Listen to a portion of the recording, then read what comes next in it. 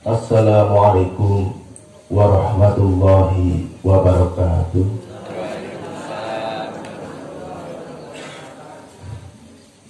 Alhamdulillah, wassalatu wassalamu ala rasulillah wa ala alihi wa ashabihi wa mawalah. Bapak Ibu jamaah yang dirahmati Allah, alhamdulillah, puji syukur kehadirat Allah Subhanahu wa Ta'ala yang senantiasa melimpahkan rahmatnya, yang senantiasa melimpahkan kenikmatan kepada kita semua, terutama nikmat iman, nikmat sehat, sehingga pada kesempatan ini, pada pagi ini, kita dapat melaksanakan salah satu kewajiban kita, yaitu thalabul ilmi. Karena menuntut ilmu adalah kewajiban bagi seorang muslim, baik laki-laki maupun perempuan. Sholawat dan salam semoga tercurahkan kepada baginda Nabi Agung Muhammad Sallallahu Alaihi Wasallam sebagai uswatun hasanah, suri tauladan bagi kita semua. Mudah-mudahan kita semua termasuk orang-orang yang beritibar kepada beliau, sehingga kelak kita akan mendapatkan syafaatnya. Amin. Bapak Ibu jamaah yang dirahmati Allah, sebelumnya perkenalkanlah, nama saya Suratno, asli saya dari Gunung Kidul, dan saya sudah di Jogokarian selama hampir 25 tahun. Pada pagi ini saya diutus oleh beliau Al-Ustadz Muhammad Jazir ASP, Ketua Dewan Suro Masjid Jogokarian, yang seharusnya pada pagi ini memberikan tausiah di kajian Ahad pagi ini. Namun dikarenakan beliau saat ini masih di Jakarta, sebenarnya sudah perjalanan menuju ke Jogja, namun kendaraannya ada problem, sehingga tadi pagi mengutus saya untuk menggantikan. Dan insya Allah, jika Allah mengizinkan, di lain kesempatan beliau akan hadir di kajian rutin Ahad pagi di Sidoarum ini. Bapak Ibu yang dirahmati Allah, sebagai motivasi untuk kita para jamaah di dalam memakmurkan masjid kita masing-masing, terlebih dahulu sedikit saya akan bercerita tentang Masjid Jogokarian yang belakangan ini dikenal sebagai Masjid Percontohan karena makmurnya jamaah dan aktifnya kegiatan-kegiatan masjid untuk kemaslahatan umat. Jadi dulu sebelum masa pandemi COVID-19, jamaah Masjid Jogokarian selalu penuh di setiap sholat fardu. Bahkan jumlah jamaah sholat subuh itu melebihi jamaah sholat Jumat. Karena kalau sholat Jumat itu kan mayoritas laki-laki, dan kalau sholat subuh ya jamaah sholat Jumat itu ditambah jamaah putri, sehingga jamaah sholat subuh lebih banyak dibanding jamaah sholat Jumat.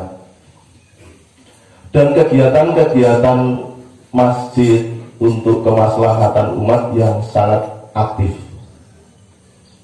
Di sana selain memberikan santunan berupa sembako setiap 2 minggu sekali kepada warga yang kurang mampu.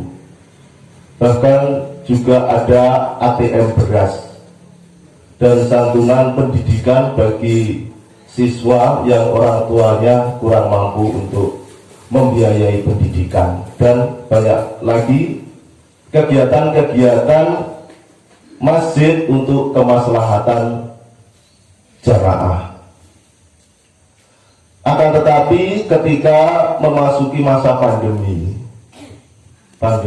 COVID-19 ini, sebagian besar orang merasa khawatir akan tertular virus.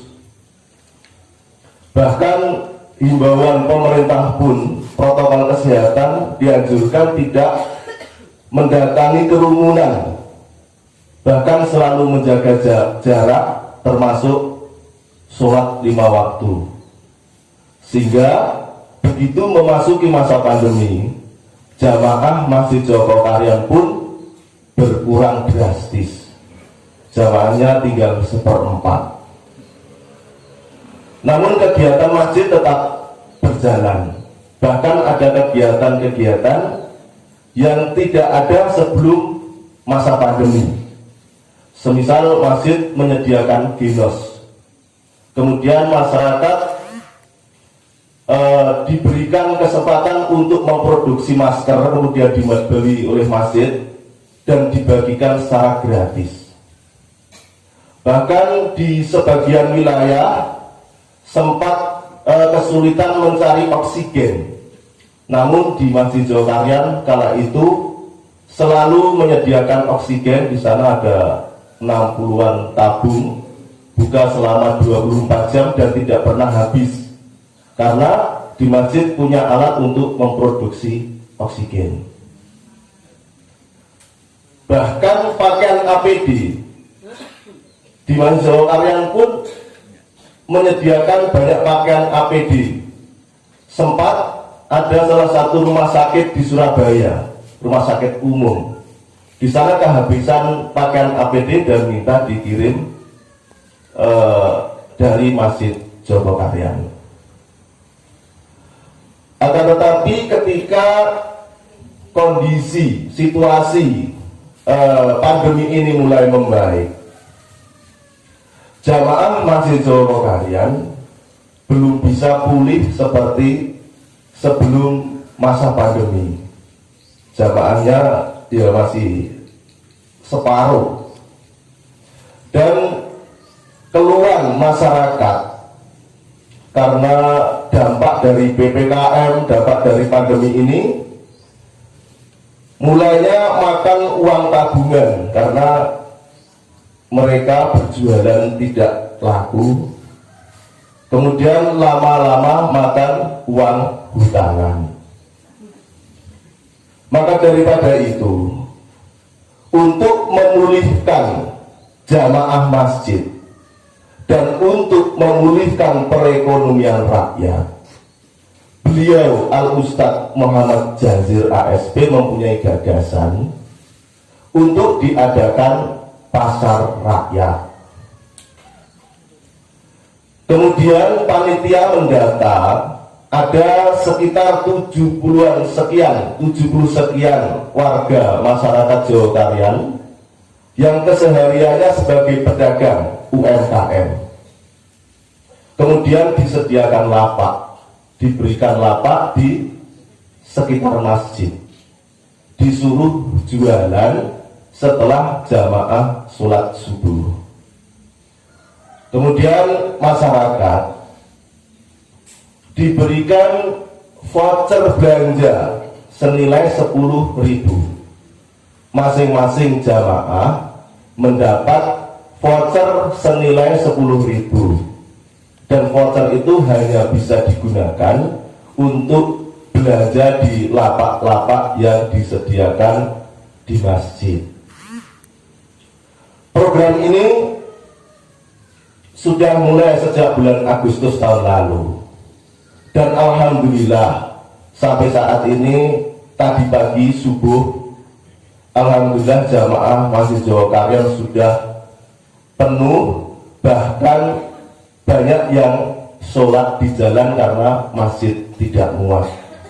Alhamdulillah sudah kembali, jamaahnya sudah kembali seperti sebelum masa pandemi.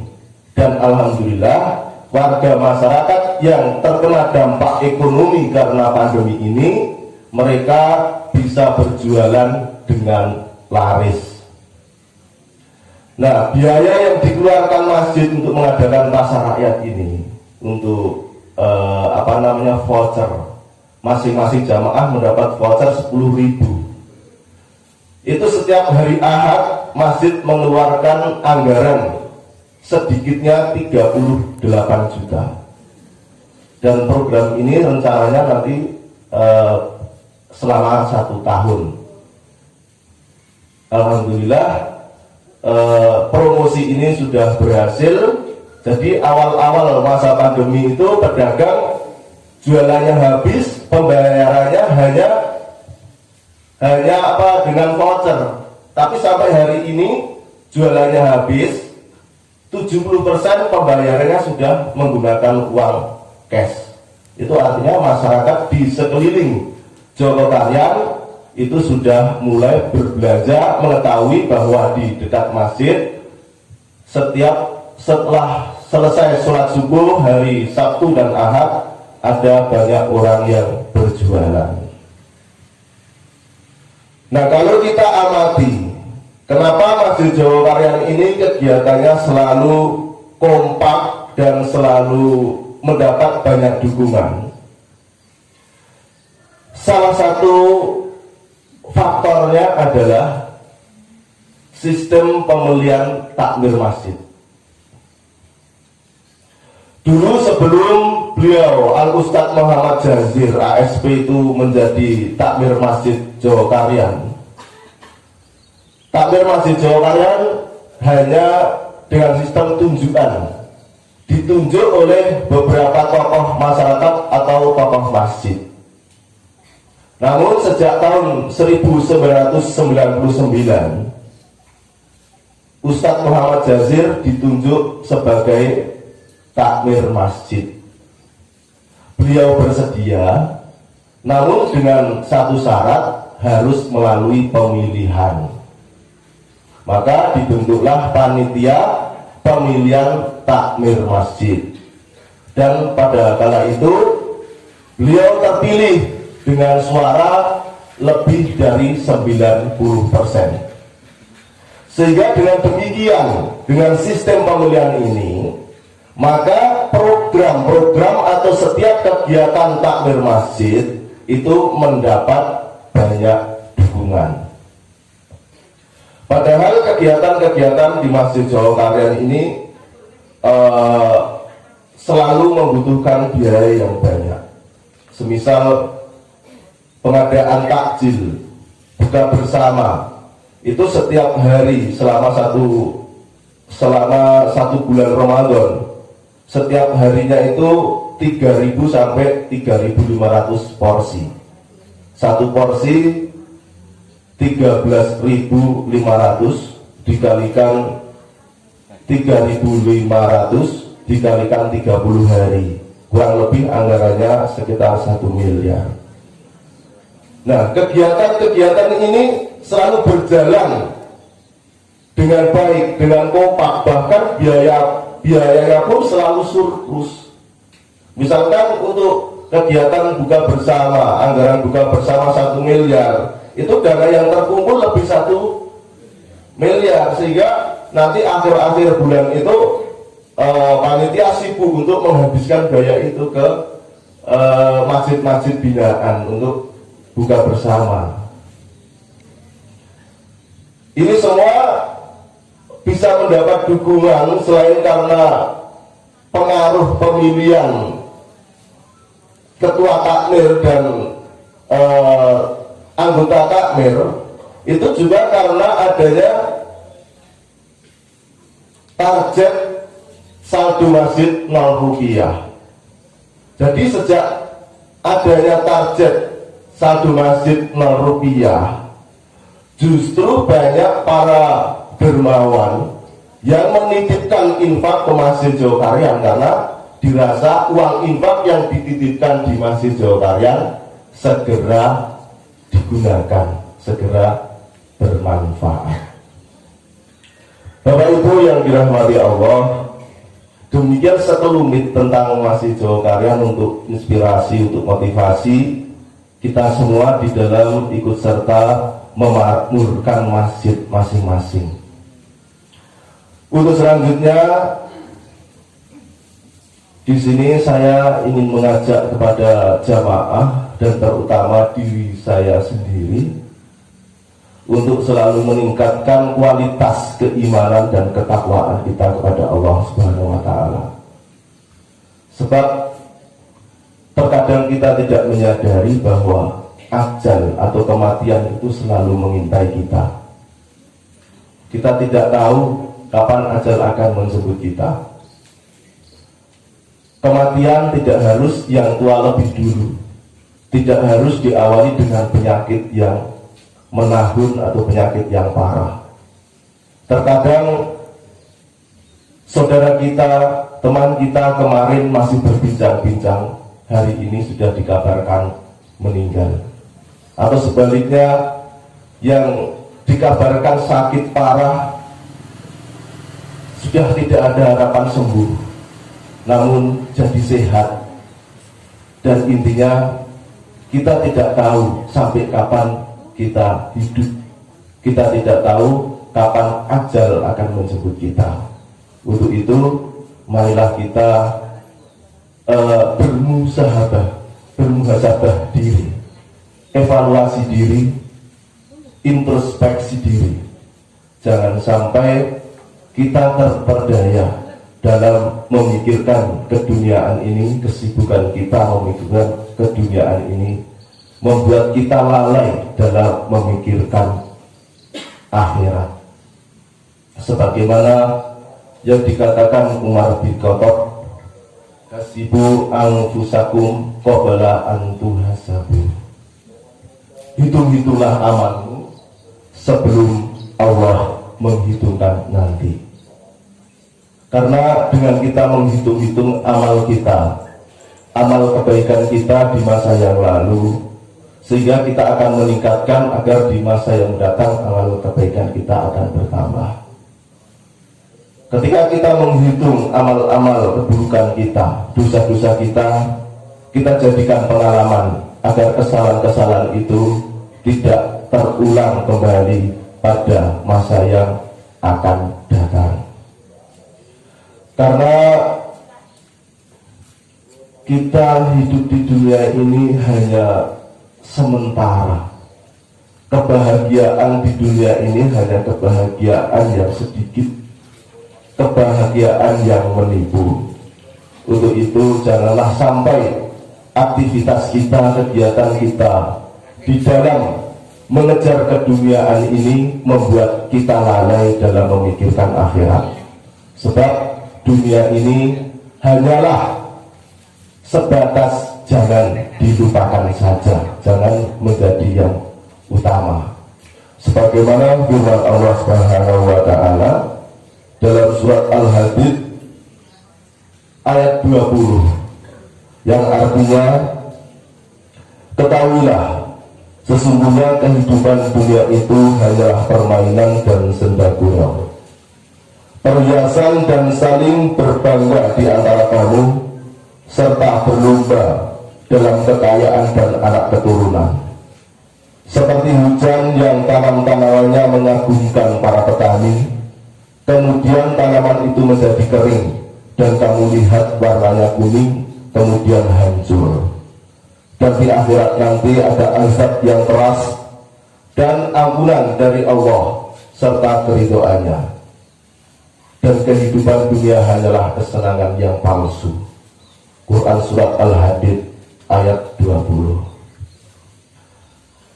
Dalam ayat ini dapat kita ambil pengertian bahwa kehidupan di dunia ini hanyalah ibun walahun, hanya permainan dan senda gurau.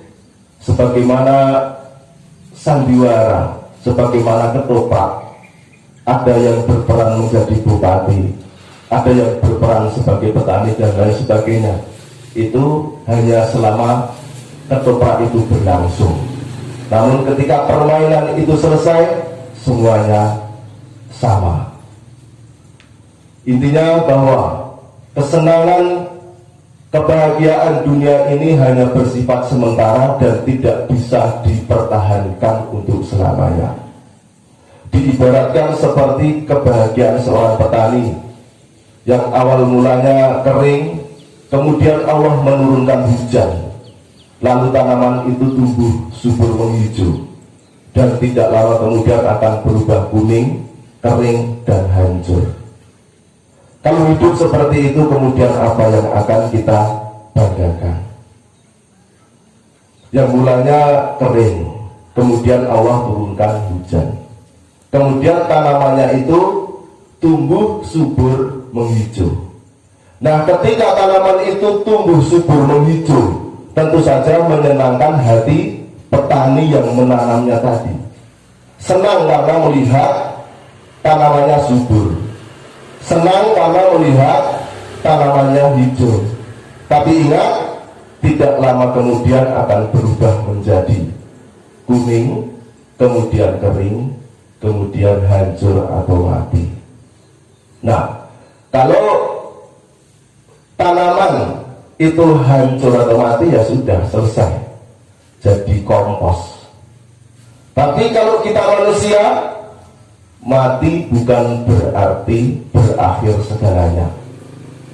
Dalam ayat tadi jelaskan, wa fil akhirati adzabun syadid, bahwa di akhirat nanti ada azab yang keras, ada azab yang pedih. Wa maghfiratum minallahi wa ridwan, dan di akhirat nanti ada ampunan dari Allah dan keridhoannya. Kemudian siapa yang akan mendapatkan ampunan dan siapa yang akan mendapatkan azab yang keras dari Allah? Semua itu tergantung amal perbuatannya ketika hidup di dunia ini. Maka selagi kita masih hidup, mari kita manfaatkan sisa waktu kita, sisa umur kita untuk kebaikan, agar supaya nanti kita termasuk orang-orang yang mendapatkan ampunan dan keridhaan dari Allah Subhanahu wa Ta'ala. Kemudian harta kekayaan dan anak keturunan yang dibangga-banggakan tadi, yang semua itu sudah tidak ada manfaatnya, karena kebahagiaan ini mata'un qalil, mata'un ghurur, hanya kebahagiaan yang menipu, kebahagiaan yang sedikit, sebagaimana seorang petani ketika melihat tanamannya subur hanya sebentar saja dan kemudian akan berubah kuning dan hancur. Itulah kehidupan di dunia ini. Maka mari kita bermuhasabah diri, kita evaluasi diri, kita manfaatkan sebaik-baiknya sisa umur kita. Kita banyak beristighfar kepada Allah, mohon ampun kepada Allah. Apalagi tidak lama lagi, beberapa hari lagi kita memasuki bulan Ramadan, bulan yang penuh ampunan. Maka mari kita manfaatkan bulan Ramadan ini untuk memperbanyak amal kebaikan yang sesuai dengan tuntunan Rasulullah SAW, dan kita perbanyak mohon ampunan kepada Allah Subhanahu wa Ta'ala, agar supaya Ramadan yang kita laksanakan, puasa yang kita laksanakan bisa berkualitas, sehingga bisa meningkatkan keimanan dan ketakwaan kita kepada Allah Subhanahu wa Ta'ala. Nah, di dalam menghadapi bulan Ramadan, mestinya kita harus mempersiapkan diri sejak sekarang, karena kita akan kedatangan tamu yang agung. Kita perlu untuk menyambut bulan suci Ramadan itu dengan sebaik-baiknya. Ibaratnya kita akan kedatangan tamu yang agung, tentu saja kita akan mempersiapkan kehadirannya dan menyambut dengan istimewa. Maka Ramadan ini adalah tamu yang agung bagi kita, bulan yang penuh rahmat, yang penuh ampunan. Mari kita persiapkan agar supaya kita bisa menyambut bulan suci Ramadan dengan sebaik-baiknya, sehingga nanti Ramadan pergi kita akan mendapat tinggalan ketakwaan. Kalau kita biarkan begitu saja, kita tanggapi seperti sebagaimana bulan-bulan yang lain, nanti Ramadan berlalu ya kita tidak akan mendapatkan apa-apa. Dan yang perlu kita perhatikan di dalam menyambut bulan suci Ramadan dan melaksanakan puasa Ramadan, itu hal-hal yang bisa merusak puasa, pahala puasa. Karena terkadang kita tidak menyadari di dalam melaksanakan puasa Ramadan, tidak memperhatikan hal-hal yang bisa menghancurkan pahala, sehingga melakukan hal-hal yang bisa menghancurkan pahala Ramadan. Maka di sini akan saya sampaikan ada beberapa hal-hal yang bisa merusak pahala Ramadan atau puasa di bulan Ramadan. Yang pertama, berkata dusta, menyampaikan sesuatu yang tidak sesuai dengan kenyataannya. Jadi jika kita sedang berpuasa, kita mestinya harus menjaga perkataan kita. Kalau kita tidak tahu dalam suatu hal, kita mendingan diam. Jangan kita menyampaikan sesuatu yang kita tidak mengerti kenyataannya atau lain dengan kenyataannya. Karena kalau kita suka berkata dusta sedangkan kita sedang melaksanakan ibadah puasa, maka kita hanya akan mendapatkan lapar dan haus saja. Puasanya tidak batal, tetapi pahalanya akan rusak. Barang siapa yang tidak meninggalkan perkara dusta, maka Allah tidak butuh dari rasa lapar dan haus. Itu yang pertama. Yang kedua, ghibah atau gosip. Ini yang terkadang kita tidak menyadari. Ketika kita ada di tempat kerja, di tempat-tempat yang banyak orang, di tempat-tempat keramaian, terkadang kita itu asik membicarakan keburukan orang lain. Ketika kita berkumpul-kumpul, kemudian ada kabar tentang aibnya orang lain, itu rasanya nikmat sekali untuk dijadikan bahan pembicaraan. Nah, ghibah atau menceritakan keburukan orang lain ini merupakan suatu perbuatan dosa dan sangat buruk. Bahkan jika itu dilakukan ketika berpuasa, maka yang demikian ini bisa merusak pahalanya orang yang sedang berpuasa. Bahkan di dalam surat Al-Hujurat ayat 12 dianalogikan bahwa ghibah atau menceritakan aib orang lain itu seperti memakan daging bangkai saudaranya sendiri. Ini menggambarkan bahwa ghibah itu perbuatan yang keji, perbuatan yang sangat buruk. Diibaratkan seperti memakan bangkai. Bangkainya itu pun bangkai saudaranya sendiri. Itu sangat buruk sekali. Maka kalau itu dilaksanakan, dikerjakan ketika kita berpuasa, tentu saja akan merusak pahala berpuasa. Maka apabila kita berpuasa, terus ada orang yang usil ingin mengajak ngobrol, membicarakan aib orang lain, katakanlah, maaf saya sedang berpuasa. Itu kalau kita sedang berpuasa. Di luar puasa pun kalau bisa hindarilah yang namanya ghibah atau membicarakan keburukan orang lain. Membicarakan keburukan orang lain itu tidak dusta, tidak bohong, karena itu bisa jadi kenyataan. Tapi walaupun itu kenyataan, kalau kita ikut membicarakan atau mungkin ikut menyebarkan kemana-mana, itu merupakan perbuatan dosa. Perbuatan dosa yang diibaratkan seperti memakan bangkai saudaranya. Dan apabila kita mendapatkan kabar tentang keburukan orang lain, apalagi dalam hal perzinahan atau dalam hal perselingkuhan, dari mulut ke mulut yang kita belum tahu kebenarannya, kemudian kita ikut menyebarkan lagi ke orang lain, padahal kita sebagai orang muslim ketika mendengar suatu kabar dianjurkan untuk tabayun.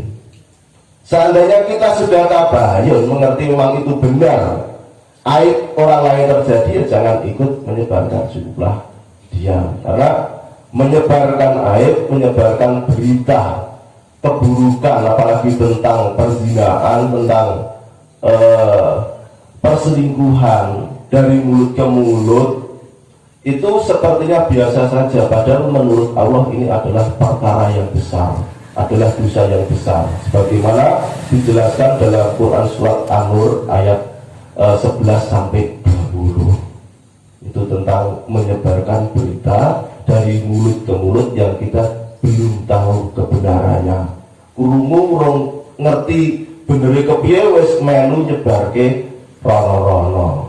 Nah, yang demikian itu lebih baik kita tidak usah ikut-ikutan, lebih baik kita diam daripada itu eopo tiwas nanggung dosa.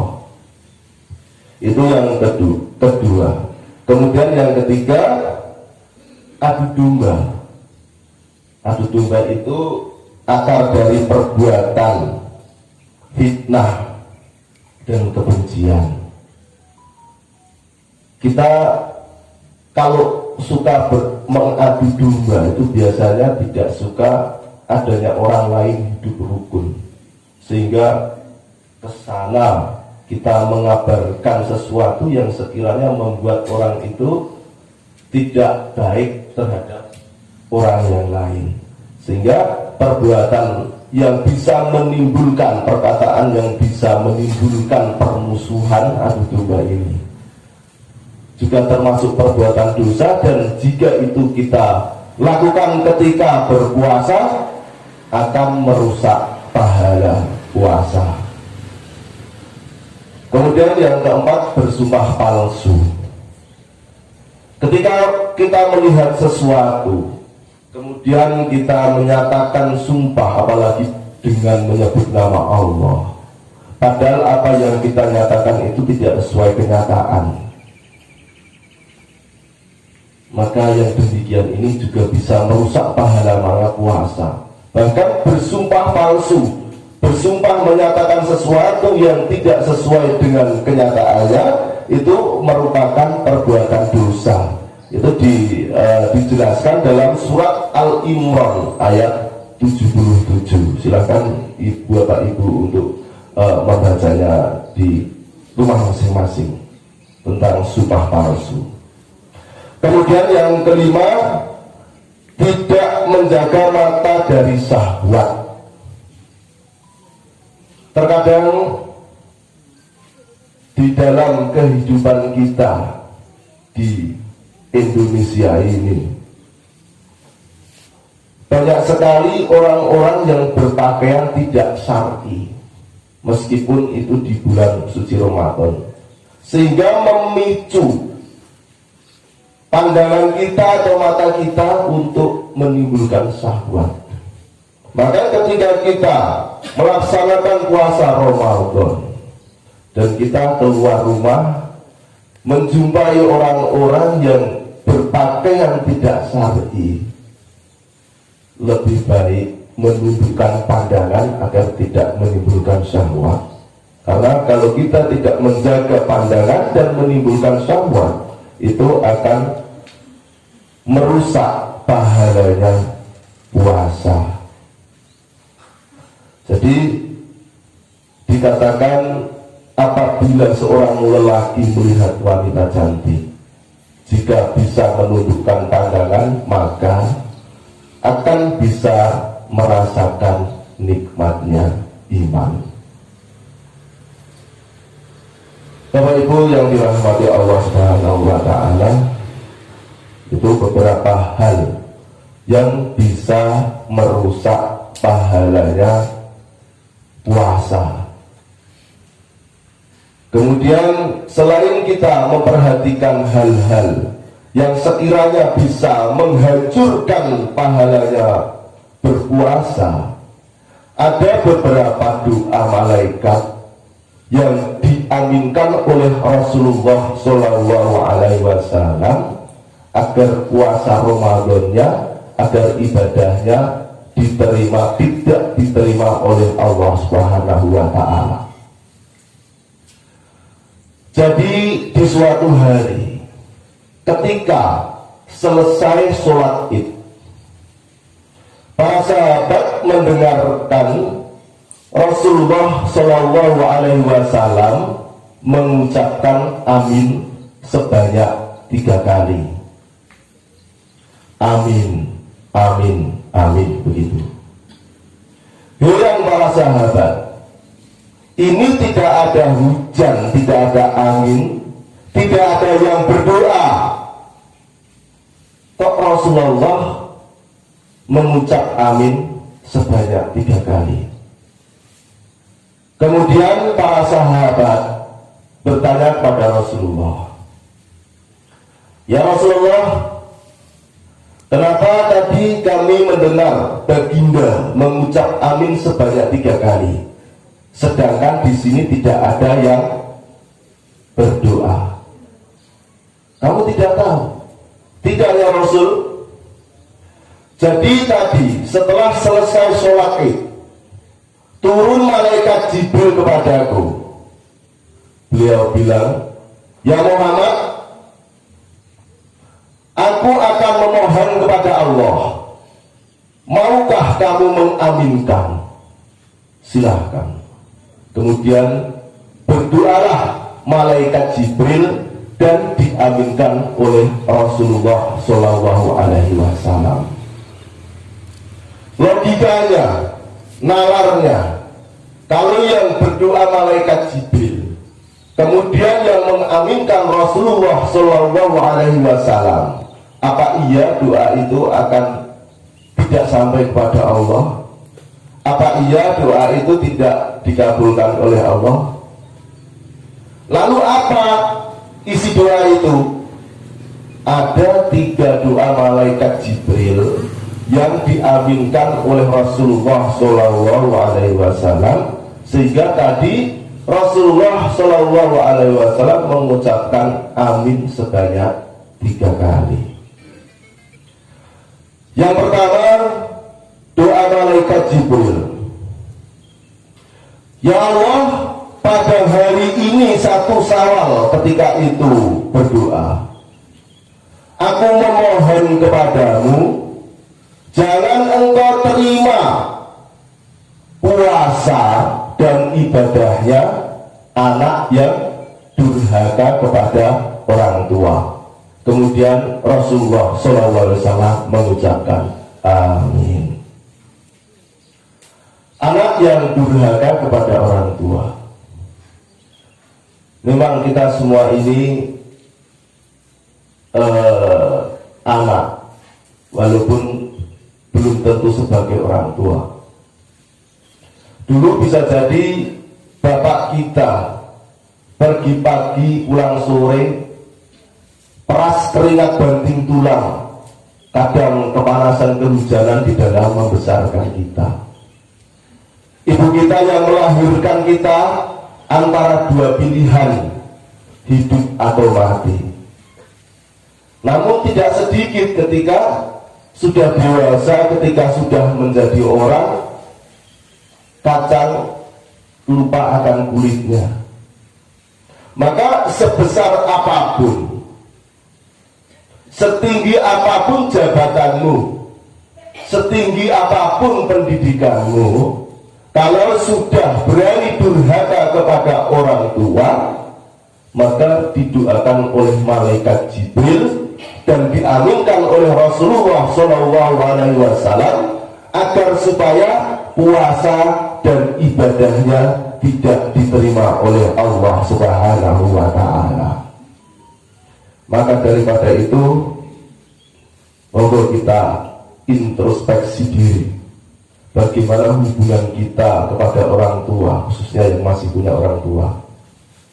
Sebelum kita melaksanakan ibadah Ramadan, apabila kita mempunyai kesalahan terhadap orang tua, kita sempatkan diri untuk meminta maaf agar kita bukan termasuk orang-orang yang didoakan oleh malaikat dan diaminkan oleh Rasulullah SAW. Itu yang pertama. Yang kedua, doa malaikat Jibril. Ya Allah, pada hari ini aku berdoa kepadamu, jangan engkau terima puasa dan ibadahnya istri yang durhaka kepada suaminya. Jamaah pagi ini kebanyakan ibu-ibu mungkin bertanya-tanya, bagaimana kalau yang durhaka itu suami kepada istrinya, kok hanya istri yang durhaka kepada suaminya? Jadi dalam hal ini, suami adalah pemimpin. Nanti di akhirat akan dimintai pertanggungjawabannya atas kemimpinannya terhadap keluarga, terhadap anak dan istri. Maka dengan demikian, seorang istri wajib taat kepada pemimpinnya, kepada suaminya. Siapapun itu suamimu, walaupun seorang istri itu jabatannya lebih tinggi, pangkatnya lebih tinggi, karirnya lebih tinggi, penghasilannya lebih besar, istri harus tetap taat kepada suaminya selama tidak diajak bermaksiat kepada Allah Subhanahu wa Ta'ala. Memang terkadang dalam rumah tangga itu kita menghadapi problem. Maka menurut almarhum Kiai Haji Zainuddin MZ, bahwa rumah tangga atau pernikahan itu diibaratkan seperti sebuah pakaian, digambarkan seperti sebuah pakaian di dalam surat Al-Baqarah 187. Nah, kalau pernikahan atau rumah tangga itu diibaratkan sebuah pakaian, yang pertama pakaian itu kan dipakai karena bangga. Contohnya saya pakai belangkon ini karena ini yang memberikan ibu saya, maka saya bangga. Saya menghadap ibu-ibu di sini saya pakai karena saya bangga. Maka suami istri juga demikian. Suami itu harus bangga dengan istrinya, istrinya pun harus bangga dengan suaminya. Siapapun itu suamimu, itu adalah arjunamu katanya. Dan siapapun itu istrimu, dia adalah serikandimu. Itu yang kedua.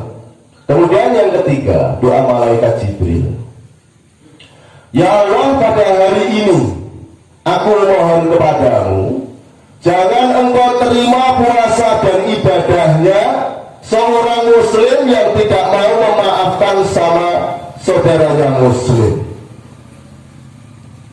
Kemudian Rasulullah SAW mengucapkan amin. Jadi orang muslim yang tidak mau memaafkan sesama saudaranya muslim. Terkadang kita menjumpai sesama muslim, bahkan sama saudaranya, bajunya, kakaknya, nengengan, padahal sudah minta maaf tidak mau maafkan. Maka yang demikian ini termasuk orang yang didoakan oleh malaikat agar supaya puasa dan ibadahnya tidak diterima oleh Allah Subhanahu wa Ta'ala. Kita hidup di masyarakat dimanapun kita berada, kita selalu menjumpai perbedaan, baik itu perbedaan pendapat, perbedaan pemahaman, perbedaan keyakinan, perbedaan partai dan lain sebagainya, yang berpotensi terjadi perselisihan pendapat. Maka sebagai umat muslim, apabila kita berselisih pendapat jangan sampai diperpanjang sampai istilahnya menang. Kita harus lapang dada untuk selalu minta maaf dan saling memaafkan. Nah, ketika kita menjumpai perselisihan pendapat sebagai orang Islam, kita dianjurkan untuk farudhu ilallahi wa rasul. Ketika kita menjumpai perselisihan pendapat, maka kembalikan kepada Allah dan Rasulnya. Dan apabila hal yang diperselisihkan itu sudah dikembalikan kepada Allah dan Rasulnya, namun belum ketemu, masih terdapat perbedaan pemahaman, maka lana a'maluna walakum a'malukum, bagiku amalku dan bagi amalmu, bagimu amalmu. Silakan kamu mengerjakan suatu ibadah menurut pemahamanmu, adapun jika berpahala nanti buat kamu, dan biarkan saja saya melakukan ibadah sesuai apa yang saya pahami. Kemudian saling hormat menghormati, saling toleransi, maka akan terjadi keharmonisan. Itu kalau sesama muslim, sesama satu agama. Kalau kita berbeda agama, maka lakum dinukum waliyadin. Silakan kamu beribadah menurut agamamu dan tolong biarkan saya beribadah menurut syariat agama kami. Jadi toleransi itu tidak harus mengikuti peribadatan orang lain, tetapi sekedar menghormati, tidak mengganggu. Itu yang ketiga. Jadi seorang muslim yang tidak mau maafkan kepada saudaranya muslim, maka didoakan oleh malaikat Jibril agar supaya puasa dan ibadahnya tidak diterima oleh Allah Subhanahu wa taala.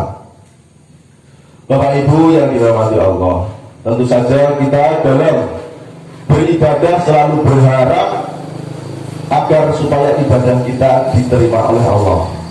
Namun kita tidak tahu. Kalau kita ditanya apakah ibadah kita itu sah atau tidak, kita bisa menjawab. Tetapi kalau ditanya diterima oleh Allah atau tidak, kita tidak tahu. Maka kita harus hati-hati. Kita harus cermat agar setiap ibadah kita diterima oleh Allah Subhanahu wa taala. Nah, agar setiap ibadah itu diterima oleh Allah, itu harus memenuhi dua syarat yang bersifat mutlak. Yang pertama, niat. Niat ikhlas karena Allah. Karena barang siapa sesungguhnya niat itu, ibadah itu tergantung kepada niatnya. Dan seseorang hanya akan mendapatkan sesuatu sesuai apa yang diniatkan. Barang siapa berhijrah kepada Allah dan Rasulnya, maka hijrahnya itu akan sampai kepada Allah dan Rasulnya. Namun apabila hijrahnya itu hanya untuk kepentingan dunia atau untuk wanita yang hendak dinikahi saja, maka hijrahnya itu hanya akan sampai kepada apa yang diniatkannya. Jadi meskipun ibadah itu sudah dilakukan dengan benar, dengan cara yang dicontohkan oleh Rasulullah SAW, akan tetapi niatnya bukan karena Allah, niatnya tidak ikhlas karena Allah, mungkin bisa jadi orang beribadah, rajin sholat, rajin berpuasa, niatnya hanya supaya dipuji oleh manusia, niatnya hanya supaya dianggap orang yang bertakwa. Maka yang ibadah yang demikian ini dapatnya hanya pujian saja sesuai apa yang diniatkan. Maka mari kita luruskan niat kita dalam setiap ibadah kita, benar-benar ikhlas karena Allah, bukan karena manusia dan bukan karena makhluk yang lain, agar supaya ibadah kita sampai kepada Allah Subhanahu wa taala. Itu yang pertama. Yang kedua, agar supaya ibadah kita diterima oleh Allah Subhanahu wa taala adalah ittiba, sesuai yang dicontohkan oleh Rasulullah Shallallahu Alaihi Wasallam. Sebaliknya, walaupun ibadah niatnya sudah ikhlas karena Allah, namun ketika pelaksanaannya tidak sesuai yang dicontohkan oleh Rasulullah SAW, maka man amila amalan laisa alaihi amruna fahuwa raddun. Barang siapa melakukan suatu amal ibadah yang tidak ada perintahnya dari kami, fahuwa raddun, maka tertolak. Jadi meskipun niatnya itu sudah benar karena Allah, tapi kalau pelaksanaannya berselisih dengan yang dicontohkan oleh Rasulullah, fahuwa raddun, sia-sia, tertolak. Maka kita harus tetap mengkaji, mencermati agar setiap ibadah kita sesuai yang dicontohkan oleh Rasulullah SAW, dengan niat yang tulus karena Allah dan dikerjakan sesuai yang diperintahkan Allah dan sesuai yang dicontohkan Rasulullah SAW. Insya Allah ibadah kita akan diterima. Bahkan dalam surat Hud ayat 7, surat Hud ayat 7 dikatakan, diciptakan kalian untuk diuji siapa yang paling bagus amalnya. Ibnu Katsir menambahkan dan menggarisbawahi, Allah tidak mengatakan siapa yang paling banyak amalnya, tapi Allah mengatakan untuk menguji siapa di antara kalian yang paling bagus amalnya. Karena amal yang bagus, karena amal yang banyak itu belum tentu bagus. Amal yang bagus adalah amalan-amalan yang diniatkan karena Allah dan dikerjakan sesuai yang dicontohkan oleh Rasulullah SAW. Dalam sebuah riwayat ada seorang petani kurma pada zaman Rasulullah SAW. Beliau sedang melakukan metode agar supaya kurma itu bisa berbuah lebih baik daripada tidak melakukan suatu metode. Karena memang kurma itu metode perkembangbiakannya itu dengan penyerbukan, ada jenis jantan dan betina. Maka ketika sahabat petani kurma itu sedang melakukan metode, datang Rasulullah SAW dan bertanya, apa yang sedang kamu lakukan? Jawab sahabat yang sedang melakukan metode ini, saya sedang melakukan metode agar supaya kurma ini nanti buahnya lebih bagus daripada tidak saya apa-apakan. Rasulullah SAW biarkan apa adanya. Kemudian sahabat itu berhenti melakukan metode itu karena disuruh oleh Rasulullah agar dibiarkan seperti apa adanya. Lalu setelah musim panen, datang lagi Rasulullah ke sahabat yang tadi melakukan metode penyerbukan dan bertanya, "Hei sahabat, kenapa hasil kurma, hasil panenmu kali ini tidak sebagus tahun yang lalu?" Kemudian sahabat menjawab, "Karena kemarin saya melakukan metode dan Rasulullah melarangnya, sehingga seperti ini hasil panen saya tidak sebagus ketika saya melakukan metode." Dari situ Rasulullah SAW bersabda, "Kalau begitu kamu lebih tahu tentang urusan duniamu, tetapi akulah manusia satu-satunya yang paling mengerti tata cara bagaimana mendekatkan diri kepada Allah Subhanahu wa Ta'ala." Maka di dalam urusan dunia ini silahkan dikembangkan. Masalah teknologi silahkan dikembangkan selama tidak berselisih dengan Al-Quran dan Sunnah. Akan tetapi di dalam tata cara mendekatkan diri kepada Allah, di dalam syariat Islam ini cukup kita beritiba kepada Rasulullah SAW, karena beliaulah satu-satunya orang yang paling mengerti tentang bagaimana tata cara mendekatkan diri kepada Allah Subhanahu wa Ta'ala. Bapak Ibu yang dirahmati Allah, karena waktunya sudah lebih 5 menit ngapunten. Demikian yang bisa saya sampaikan. Mudah-mudahan